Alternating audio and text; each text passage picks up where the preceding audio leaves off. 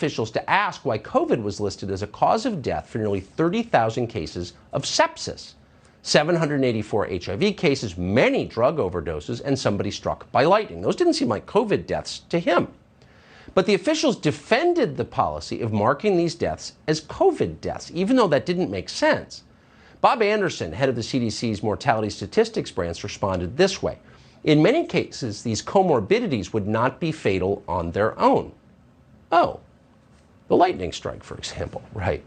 Now, over a year later, and with Trump safely out of office, the CDC is publicly acknowledging, yeah, they lied.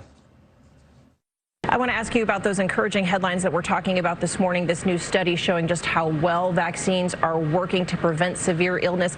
Given that, is it time to start rethinking how we're living with this virus, that it's potentially here to stay? The overwhelming number of deaths, over 75%, occurred in people who had at least 4 comorbidities. So really, these are people who were unwell to begin with.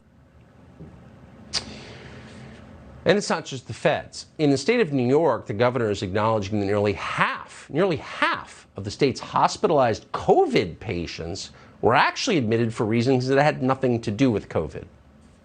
Looking at just on the 4th of January, we realized that 39% of the people are hospitalized with non-COVID related reasons, and checking in yesterday's number, that number was actually 42%. Now that is our statewide average.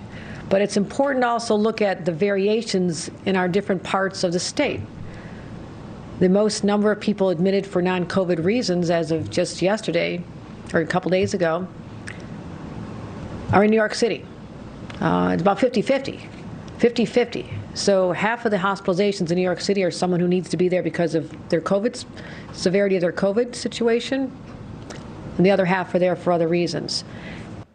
The other half are there for other reasons? It's been 2 years. This is not some esoteric number. This is not a footnote in a study. These are the hospitalization numbers. These are the most basic numbers that we have, the ones we talk about every day.